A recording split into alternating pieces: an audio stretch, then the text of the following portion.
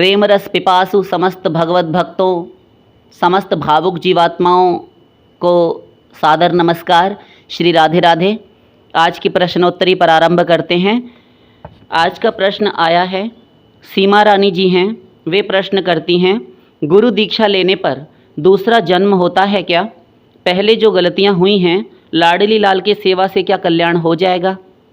देखिए सीमा जी, निश्चित रूप से गुरु दीक्षा लेने पर हमारे हरि भक्ति विलास के अनुसार अन्य धर्म ग्रंथों और हमारे जो भक्ति ग्रंथ हैं उनके अनुसार कहा गया है, आचार्यों द्वारा भी आप्त प्रमाणों से अनुमोदित है कि दीक्षा लेने पर पुनर्जन्म होता है।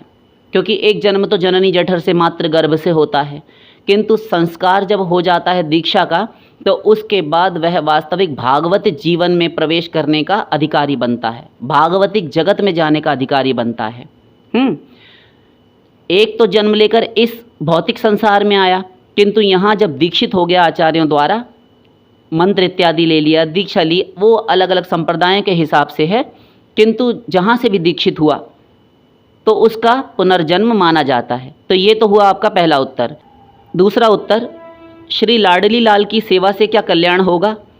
तो इसमें क्या संदेह है आपको कि लाडली लाल की सेवा से कल्याण होता है कि नहीं होता? क्यों नहीं होगा? अनंत का हुआ है, हो रहा है, आगे भी होगा।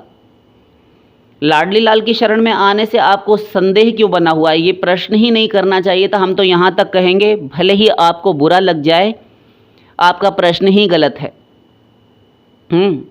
आपको पता नहीं कि जिनको आप लाडली और लाल कह रहे हैं वे लाडली लाल वास्तव में उनका स्वरूप आप जब किसी दिन हम रखेंगे, इस पर जब हम सामने बैठेंगे उस समय बोलेंगे अभी हमारा थोड़ा उपचार चल रहा है, इसके कारण हम नहीं बोल पा रहे हैं।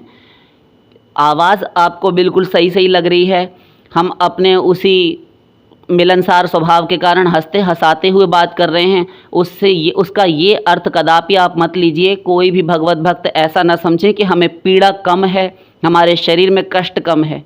हमारा स्वभाव ही ऐसा बन चुका है कि क्योंकि बचपन से जब से इस संसार में आंखें खोली तब से अब तक की इस 39 वर्ष की आयु में अब तक अद्यावधि संसार में प्रेम क्या होता है, सुख क्या होता है, स्वजन संबंधी रिश्ते नाते क्या होते हैं, संवेदनाएं क्या होती हैं, ऐसा कोई स्नेह लेप लगाने वाला नहीं मिला। हमें पता ही नहीं कि होता क्या है, हम कुछ नहीं जानते, तो हम कठोर हो चुके हैं अपने विषय में।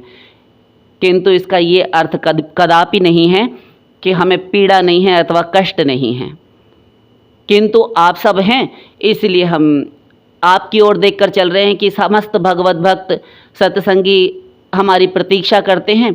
तो आपकी प्रतीक्षा ही हमारा बल है और हम उठ खड़े होते हैं। बार बार आपके प्रश्न मिलते हैं, हम उनके अनुसार उत्तर दे देते हैं। किंतु जिस मुख से हम बोल रहे हैं, जिस कंठ से बोल रहे हैं, उसी कंठ का हाल हमसे कोई पूछे तो हम आपको बता पाएँ कि कितना कष्ट, कितनी पीड़ा हम अनुभव कर रहे हैं। किंतु प्रियालाल की सेवा में लगे रहते हैं। आप सब भगवत भक्तों का आशीर्वाद है, कृपा कौर है, जिसके कारण हम जीत रहे हैं। तो ये सब लाडली लाल का वास्तविक स्वरूप किसी दिन हम प्रवचन में रखेंगे, जब हम सामने बैठेंगे बिल्कुल तब, और आशा करते हैं कि शीघ्र ही होगा वो दिन। अभी कुछ दिन, आप थोड़े दिन और देखिए। एक वाक्य में यदि चलते चलते बता जाएं आपकी थोड़ी सी संतुष्टि के लिए, तो प्रियालाल साक्षात पर ब्रह्म तत्व है, जिसके आगे कोई तत्व नहीं, सुप्रीम पावर। बस इतना ही काफ़ी है, इतने में ही उनकी स्तुति हो गई। जहाँ वेद नेति नेति कह के हार मान लेते हैं और मौन साध लेते हैं, ब्रह्मा शंकर की वाणी सरस्वती जो विद्या की अधिष्ठात्री देवी हैं, ऐसी अनंत सरस्वती भी श्री राधा रानी के गुणों को, लीला गुणानुवादों को यदि गाती रहें, कभी पार नहीं आएगा। उन वाणी की अधिष्ठात्री देवी की वाणी भी अवरुद्ध हो जाएगी। ब्रह्मा जी के चारों मुख मौन धारण कर लेंगे, चारों वेद, चारों सनकादिक, एक सहस्त्र फणों वाले श्री शेषनाग, पंचमुखी भगवान महादेव शिव शंकर, सब मौन हो जाते हैं। ये है प्रियालाल की महिमा, महात्म्य। तो प्रियालाल ठहरे, आपके लालजू ठहरे सुप्रीम पावर, परात्पर पूर्ण पुरुषोत्तमोत्तम पर ब्रह्म, और उनकी अभिन्ना शक्ति मूल प्रकृति अव्याकृत प्रकृति लादिनी शक्ति श्रीमती राधा रानी।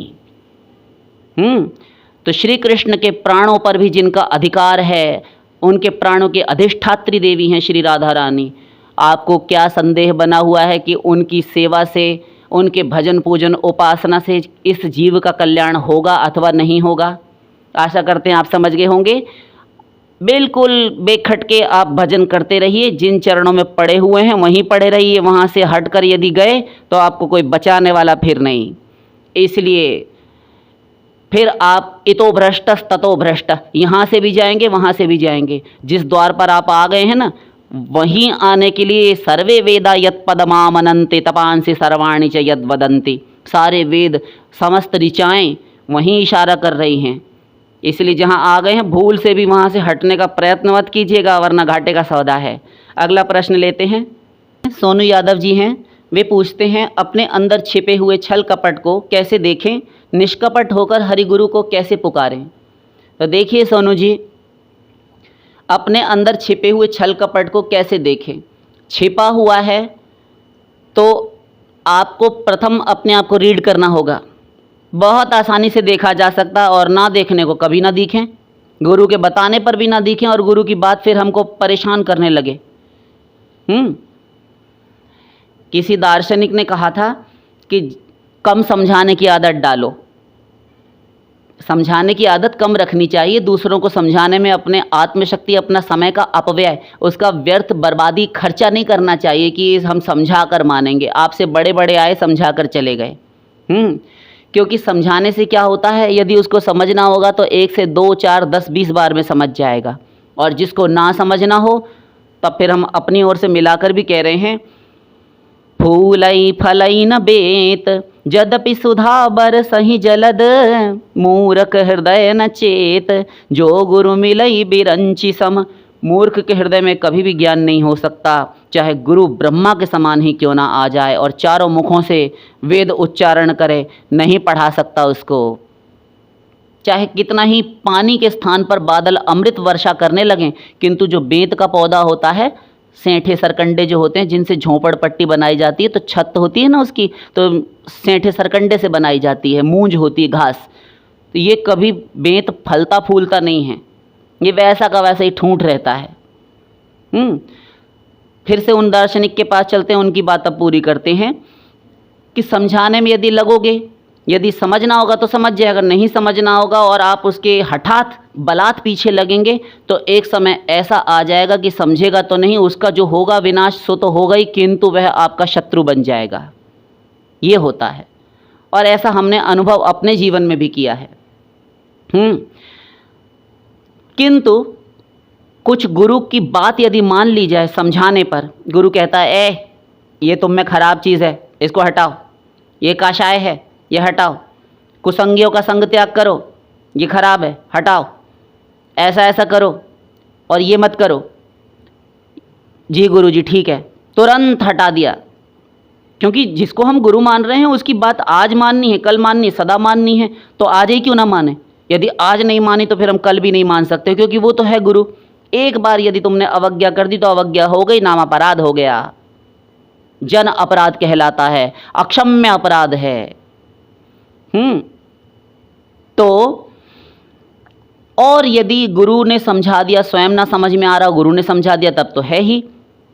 और यदि स्वयं भी देख लें कि हैं सबके, लखी बिरला न पाए, ये दोष सबके भीतर होते हैं जब तक मायाबद्ध है, किंतु देख कोई विरला पाता है जो वास्तव में जिसको सतसत विवेकिनी सार ग्राहिणी बुद्धि प्राप्त है, सत्संग द्वारा जिसका काशाय मिटने लगा है, जिसका कुसंग नाश हो चुका है, जिसकी अनर्थ निवृत्ति होने ही लगी है।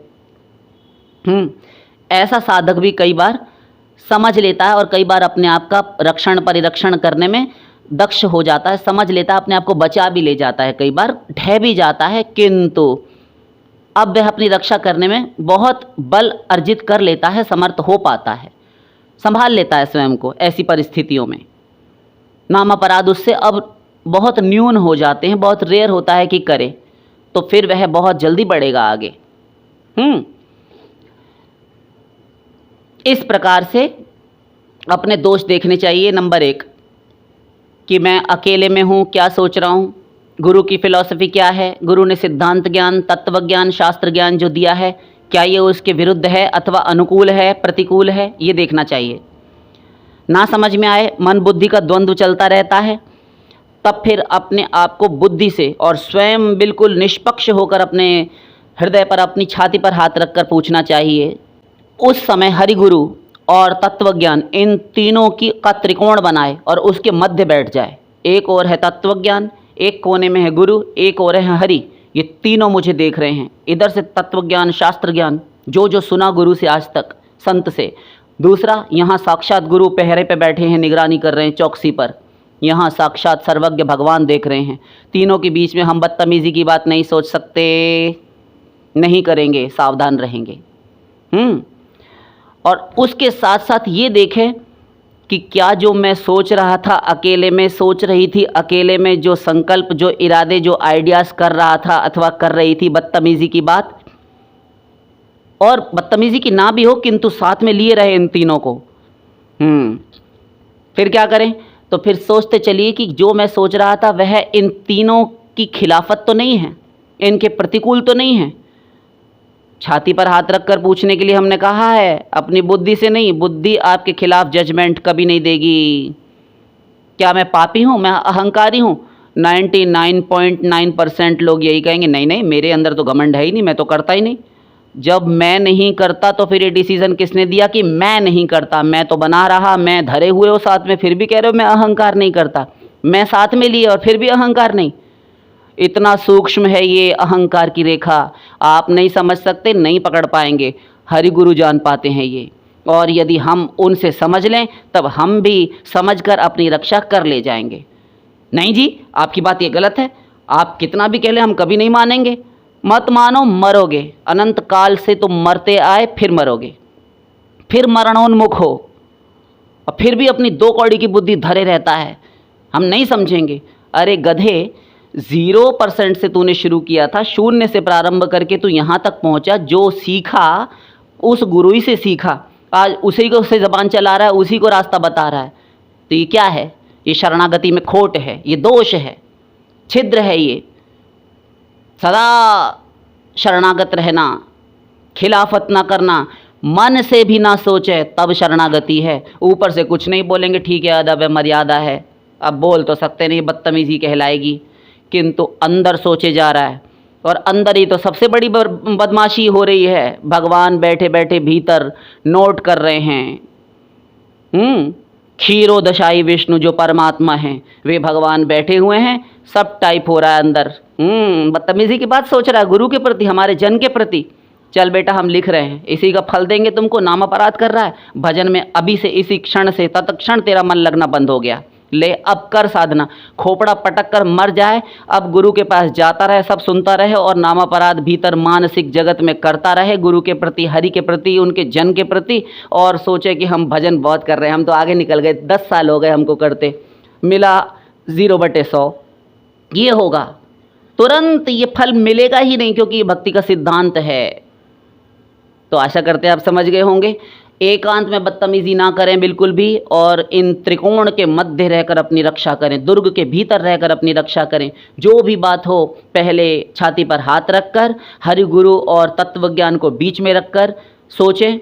बुद्धि आपके खिलाफ जजमेंट कभी नहीं देगी, वो आपको सही ही बताएगी कि मैं जो कर रहा हूँ, मैं जो सोच रहा हूँ, वो बिल्कुल सब सही सही जा रहा है, कुछ भी गलत नहीं है। किंतु पारमार्थिक जगत में हरि गुरु के अनुसार, शास्त्र के अनुसार, तत्वज्ञान के अनुसार फिर ये गलत है। तो गुरु ने जो जो छोड़ने के लिए कहा वो करते चलिए, शीघ्र शुद्ध हो जाएंगे। साथ साथ आपने जो ये पूछा कि हरि गुरु को निष्कपट होकर कैसे पुकारें, तो बस वही बात है कि भीतर कुछ भी प्राइवेसी ना रखें। गुरु ने पूछा तुम सारा दिन गायब थे, कहाँ थे? जी किसी काम से गए थे, कहीं गए थे। अरे ऐसा क्या काम था जो साधु ते होत न कारज हानि। रामायण कहती है हनुमान जी ने विभीषण जी से भी बता दिया था अपना मंतव्य, जबकि उनको डाउट होना चाहिए था कि राक्षस का भाई है, राक्षस ही है, और मैं इसको जानता भी नहीं, प्रथम बार मिल रहा हूँ, क्या पता ये बता दे कि सीता जी की सुधि लेने आए हैं। किंतु नहीं, एही सन हठ करी हूँ पहचानी, साधु ते हो न कारज हानि। और तुम गुरु से ही छल कपट कर रहे हो। कहाँ गए थे दिन भर, कहाँ थे, क्यों नहीं सत्संग में आए, क्यों नहीं भजन किया घर में बैठकर? तुमको एक माला करना भारी पड़ रहा था। और तुम सारा दिन मटर गश्ती आवारागर्दी अपने यार दोस्तों के साथ करते रहे, कुसंगियों के साथ कुसंग करते रहे। क्या दे देंगे वो तुमको? तुम्हारा सर्वनाश हो रहा है, शरीर से डोले फिरे आ गए, किंतु तुम्हारी आत्मा को सुख नहीं मिला। आत्मा का भोजन है भजन, और वही तुमने खिलाफत उस भजन से कर दी। और तुम सांसारिक कुसंगियों से दूर रहने के लिए गुरु ने कहा, और तुम उन्हीं के साथ कुसंग करके आ गए, सांसारिक यार दोस्त। जब अपने स्वजन संबंधी, रक्त संबंधी भी अपना साथ सदा मृत्यु पर्यंत नहीं दे पाएंगे, फिर ये तुम्हारे 2-2 दिन के बनाए हुए आवारा यार दोस्त, ये लड़के, ये सब किस गिनती में हैं? क्या तुम्हारा रक्षण परिरक्षण करेंगे? और तुम इनका संग बना रहे, इनकी दोस्ती यारी याराना ना छूटे, दोस्ताना ना छूटे। गुरु से साफ साफ साफ स्पष्ट झूठ बोल रहा है कि हम काम था, हम कहीं काम से गए थे। क्योंकि गुरु को यदि बता दिया जाए कि हम वहाँ गए थे, तो अभी ये सदा से मना करते रहे हैं, हमेशा की तरह आज भी मना कर देंगे कि कुसंगियों का संग त्याग करो। हाँ तो क्या हुआ, सही बात तो बोलेंगे, बुद्धि अंदर से बोलेगी, क्यों नहीं बता रहा? मन बुद्धि के ऊपर हावी हो जाएगा। नहीं नहीं, बता देंगे तो फिर ये हमको पीछे लगेंगे, इनका तो ढीला है ही दिमाग, बकवास करने लगेंगे, हम छिपाएंगे। अपराध करवा रहा है मन, ये शत्रु जो आपने पाल रखा है, बुद्धि पर हावी हो गया है। चुड़ैल तू चुप हो जा, तू बहुत बकबक करती है, हम जो बोलेंगे वही करना होगा। तो बुद्धि की सोच जो अच्छी आ भी रही थी, डिसीजन सही सही दे रही थी कि सच बता दो कि हम कहाँ गए थे, थोड़े डांट ही तो लेंगे, और डांट देंगे, हमारा दोष बताएंगे तो हमें छोड़ने में मदद मिलेगी, हम छोड़ देंगे। नहीं नहीं, छोड़ ही तो नहीं पाएंगे, यही तो कारण है। तब फिर हम झूठ बोलेंगे, हमें काम था। क्या काम था? बस काम था, कहीं गए थे, काम से गए थे। लगातार अपराध किए जा रहा है, भजन सब छूट जाएगा, चौपट हो जाएगा, गुरु से झूठ बोल रहा है। इसी प्रकार अन्य अन्य अपराध करता रहता है, साथ साथ रोता रहता है गुरु के पास जाकर, ड्रामा करता है, नौटंकी नाटक करता है, बकवास करता है, शरणागति ऐसी दिखाएगा ना जाने कितना बड़ा शरणागत हो, कितना बड़ा भक्त हो। ढोंग पाखंड कहते हैं इसे। रंग चढ़ाने के लिए कहा होली पर, तो प्रियालाल को चढ़ा दो, अपने गुरु के गुरु पर, उनके चरणों में रंग अर्पित करो। अपने गुरु पर चढ़ा रहा है, कहाँ पर आया? बाकी सारे सत्संगियों और भक्तों के, साधकों के मध्य ये दिखाना चाह रहा है कि मैं कितना शरणागत हूँ। शोर मचा रहा है, शोर शराबा, शोरगुल तमाम प्रकार का मचाता है। ये दिखाता है कि मेरे कितने आंसू आते हैं, और हृदय जानता रहता है कितना बड़ा मक्कार और नंबरी बदमाश हूँ मैं। एक दिन 51 माला कर ली तो बताने आ गया आज हमने 51 माला की, और जिस दिन पूरा दिन कुसंग किया, और अभी पूर्व में कहे अनुसार कि हम कहाँ गए थे तुम, तो छिपा गया। दोषों को छिपावे, अच्छाइयों को प्रकट करे, और गुरु सर्वज्ञ है तो वो सब जानता रहता है कि मक्कारी कर रहा है। अपराध भगवान भी लिख रहे हैं, गुरु भी जान रहा है, और कृपा चाहता है अपराध करते हुए, अपराधों को ना छोड़ते हुए, छोड़ने का संकल्प ना करते हुए, अपराधों को साथ में धरे रहते हुए कृपा चाहता है। कभी नहीं प्राप्त कर सकता। तो निष्कपट होकर पुकारना यही है। जो बात है क्लियर कह दे गुरु जी को, जो बात है साफ साफ। जैसा भगवान ने शिशुवत भेजा था उसी बालक के समान ही होकर समर्पण कर दे, अपनी बुद्धि चातुरी ना लगाए वहाँ पर। इस प्रकार पुकारिए। अगला प्रश्न लेते हैं। भगवत प्राप्ति के लिए ही भक्ति मार्ग लक्ष्य है? क्या ये आवश्यक है? जिस व्यक्ति के मन में सांसारिक सुख प्राप्त करने की इच्छा हो, क्या उन्हें भक्ति मार्ग को अपनाना चाहिए? यदि हाँ, तो कामना पूर्ति के लिए तीव्र भक्ति कैसे करें? मिससेलेनियस स्टफ, ये नाम भी अजीब अजीब से लिखते हैं। चलिए अपना उत्तर ले लीजिए। देखिए, भगवत प्राप्ति के लिए ही यह मनुष्य शरीर मिला है, और भक्ति मार्ग उस लक्ष्य की प्राप्ति के लिए जाता है। तो भक्ति मार्ग केवल आत्मोद्धार, आत्मकल्याण के लिए है, किंतु भक्ति मार्ग सब कुछ दे देता है। साथ साथ हम ये भी कहेंगे कि भक्ति करके भगवान की सब चीज़ जो भी है सब मिल जाएगी। भगवान की चीज़ क्या? नाम रूप लीला गुण धाम। ये जब हम स्मरण करते हैं, ध्यान भजन इत्यादि करते हैं, नवविधा भक्ति अंग याजन करते हैं, नवधा भक्ति करते हैं, तो प्रभु प्रसन्न होते हैं। और जो वरदान मांगने के लिए कहें, आप उनसे जो मांगेंगे वो दे देंगे, सब दे देंगे। 5 प्रकार का मोक्ष दे देंगे, साष्टी, सामीप्य, सारूप्य, सालोक्य, ये सब कुछ मिल जाएगा। और कूड़ा कबाड़ा मांगेंगे, सांसारिक सुख, स्वर्ग इत्यादि लोक, जो इंद्र आदि देवताओं के हैं, ये सारे लोगों को यदि आप मांगेंगे तो ये माया के वशवर्ती हैं, यहाँ जा जाकर लौटना पड़ता है। अनंत बार आप स्वर्ग गए हैं, वहाँ से फिर लौट कर आए हैं, शूकर कूकर कीट पतंग आदि योनियों में गए हैं, और फिर मनुष्य भी बने, किसी जन्म के संस्कार और पूर्व पूर्व जन्मों के सुकृतों के परिणाम स्वरूप भगवान ने संचित और प्रारब्ध में से निकाल कर ये सही उन्होंने एक विधान बैठाया, एक योग बनाया कि इसको मनुष्य शरीर देते हैं और ये अपना कल्याण करेगा हमारी प्राप्ति करके। और हम भक्ति मार्ग में चले किसी संत को सुन सुनाकर। जब चले तो संत ने पहले ही, सच्चा संत जो था, वास्तविक महापुरुष गुरु है, वह कभी भी संसार और भोग मोक्ष की कामना के लिए आपसे नहीं कहेगा। वह केवल विशुद्ध भक्ति के लिए कहेगा, विशुद्ध भागवत धर्म के लिए कहेगा। आत्यंतिक निःश्रेयस की प्राप्ति कराने वाला जो मार्ग है वह भक्ति मार्ग है, और शुद्ध भक्ति का अवलंबन करके हरि सेवा के लिए ही कहेगा। वह कभी ये नहीं कहेंगे गुरु कि तुम सांसारिक कामना भी भगवान से किए जाओ। ठीक, हमने आपसे ये भी पूछा था कि हमारे अंदर कामनाएं हैं तो क्या हम भक्ति नहीं कर सकते? नहीं, नहीं कर सकते हैं। हाँ, तो फिर इतनी देर क्यों लगाई? पहले आपको सावधान कर देना हमारा कर्तव्य था कि ये आप पाना चाहते हैं, उससे पहले हम आपको लाभ बता दें कि भगवत भक्ति करके यदि केवल प्रभु की प्राप्ति और प्रभु से प्रेम, उनकी सेवा प्राप्ति के लिए भक्ति की जाती है, तब तो आप शुद्ध भक्त हैं। अन्यथा आप कोई भक्त वक्त नहीं है, फिर आप घोर संसारी हैं। ऐसा क्यों कह दिया आपने? इसलिए क्योंकि ये हमारे आचार्यों का और हमारे जितने भी भक्ति शास्त्र हैं उन सब का भक्ति सिद्धांत है। ये सिद्धांत है। कैसे समझाइए? तो समझिए, देखिए, एक राजा है, ठीक, तो वो अपने राज्य से चला, उसने हाथी घोड़े गाड़ी तमाम सारे अनेकों प्रकार के रथ और छकड़े सब अपनी राजधानी से तैयार करवाए नौकरों से कहकर। उनमें कहा सामान लाद दो, अच्छे से अच्छा, उत्तम से उत्तम वस्तुएं इसमें ला दो, हम अपनी पूरी प्रजा के द्वार द्वार जाकर जो जो मांगेगा, जो जो चाहेगा, हम उसको वही वही देंगे। तो वह चला अपनी राजधानी से निकलकर और जा जाकर बांटने लगा, मुक्त हस्त से, खुले हाथ से। और एक उसमें कोई घसियारा, कोई बेवकूफ़, वह परात लेकर पहुंचा तो राजा साहब के पास। हाँ, आपको क्या चाहिए महाशय, बताइए। हमें राजा साहब आपके पास भूसी है, भूसी, खली चोकर।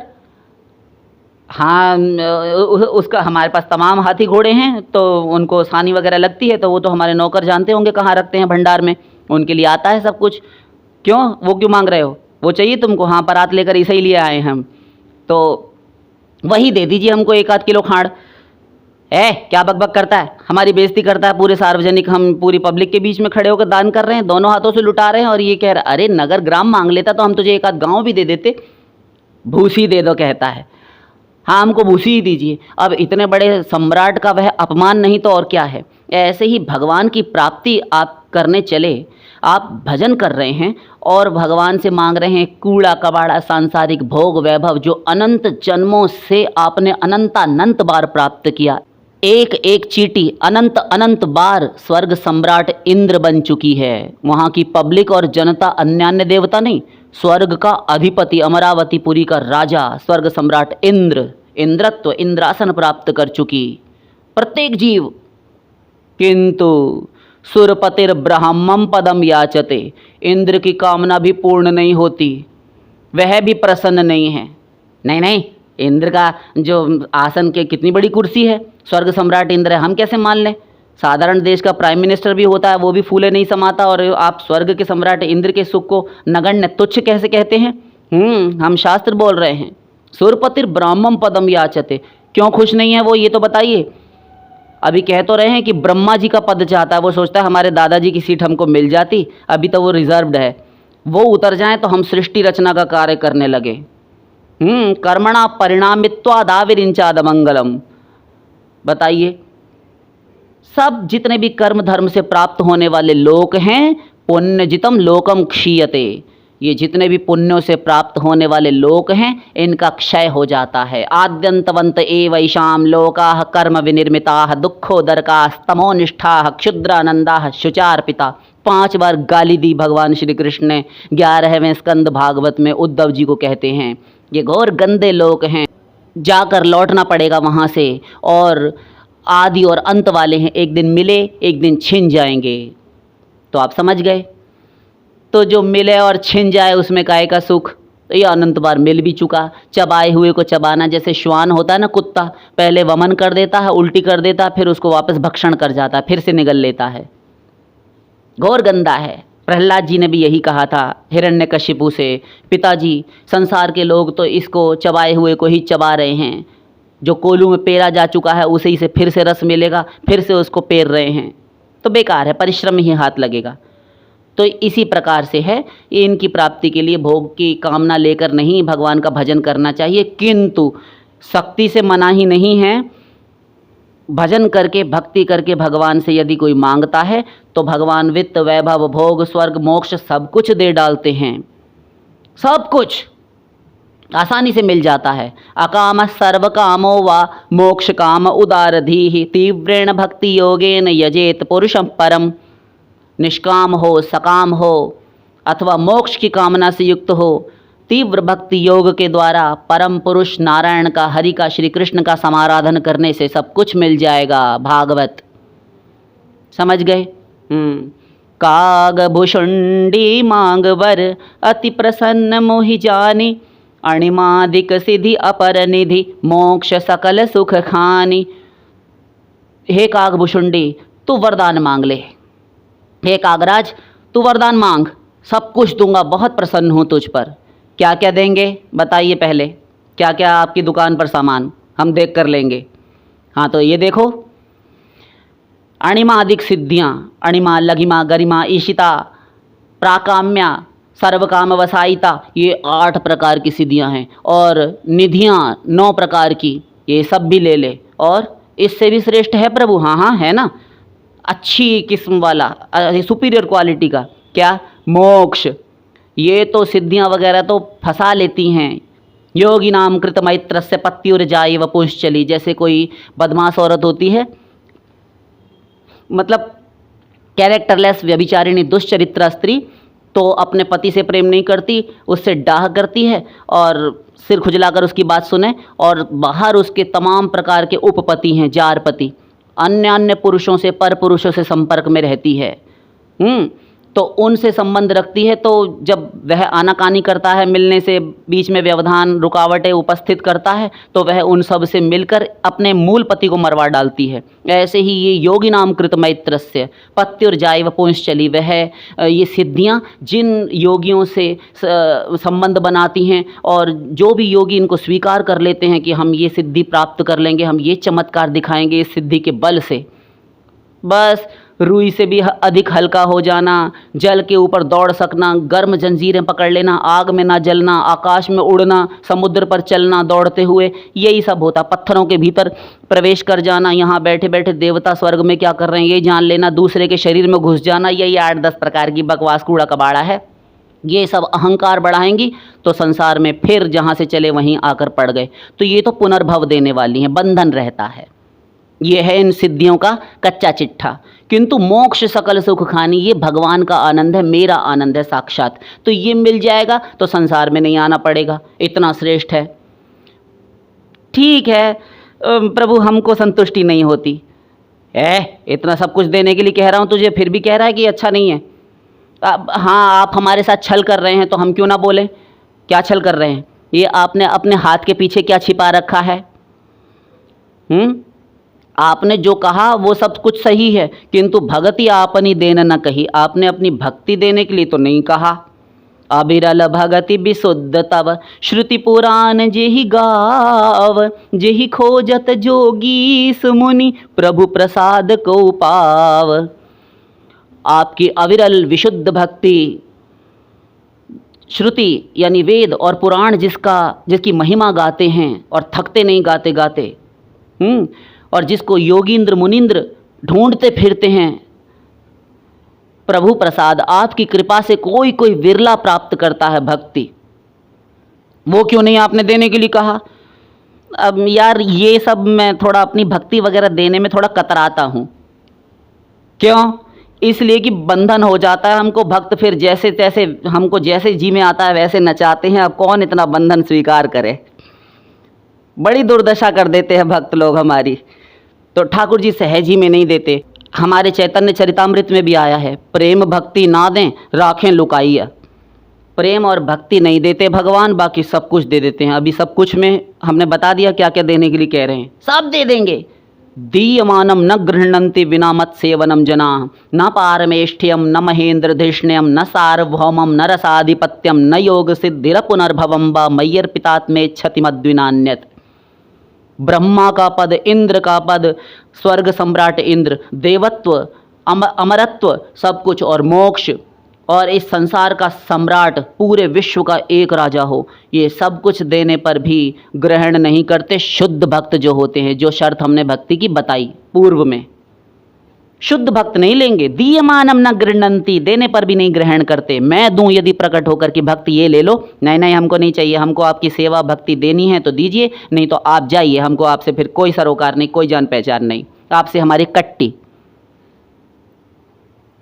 तब भगवान रीझ जाते हैं ऐसे उस बड़भागी जीव पर, और प्रभु कहते हैं, कहना पड़ता है, सुनु बायस तै परम सयाना, काहे न मांगसी अस वरदाना। झुकना पड़ता है क्योंकि उसके पास भक्ति है ना, तो भगवान की स्वरूपा शक्ति, किशोरी जी की शक्ति है वह भक्ति। लादिनी सार अंश तार प्रेम नाम, जो लादिनी शक्ति का सारभूत तत्व राधा रानी, उन राधा रानी का भी जो सार है वह प्रेम है, वही है भक्ति। तो उसके वश में भगवान क्यों नहीं होंगे, इसलिए झुकना पड़ता है। वहाँ पर भक्त झुका लेते हैं, बांध लेते हैं, भगवान को वश में कर लेते हैं। भक्ति वशः पुरुषो भक्ति रेव भूयसी माठर श्रुति।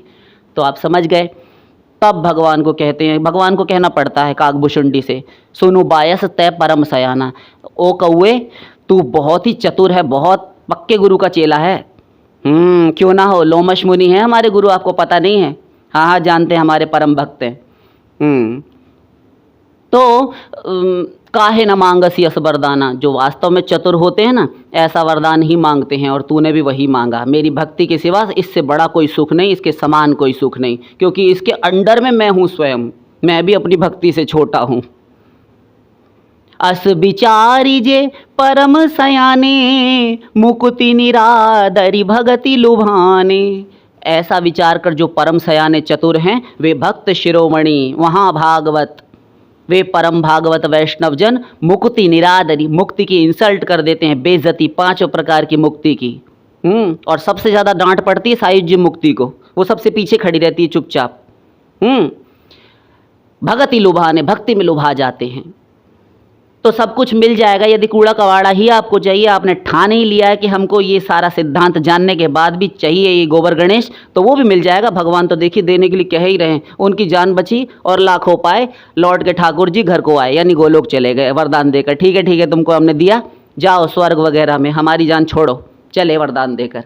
ऐसा हो जाता है। तो छल किसके साथ किया? आपने अपने साथ किया, भगवान के साथ नहीं।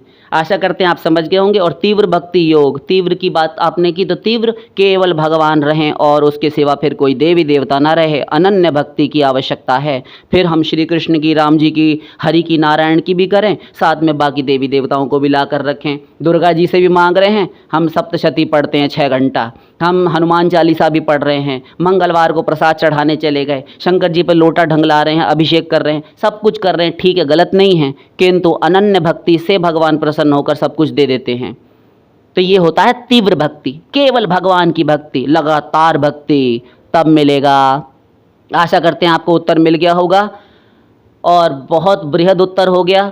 यदि आपको वीडियो थोड़ी लंबी लगे, ये बच्चे डालेंगे, खंडित करके डालें या इकट्ठा डालें, हमको नहीं पता, जैसे भी आपको ये उत्तर दे ले लीजिएगा। इकट्ठा यदि डालें तो सीधी सी बात है कि लंबा तो होगा ही प्रवचन, तो भी आप क्षमा कीजिए। और आपको उत्तर यदि लंबा लगे तो आपका अतिरिक्त समय आपको देना पड़ा, उसके लिए क्षमा प्रार्थी हैं। शेष फिर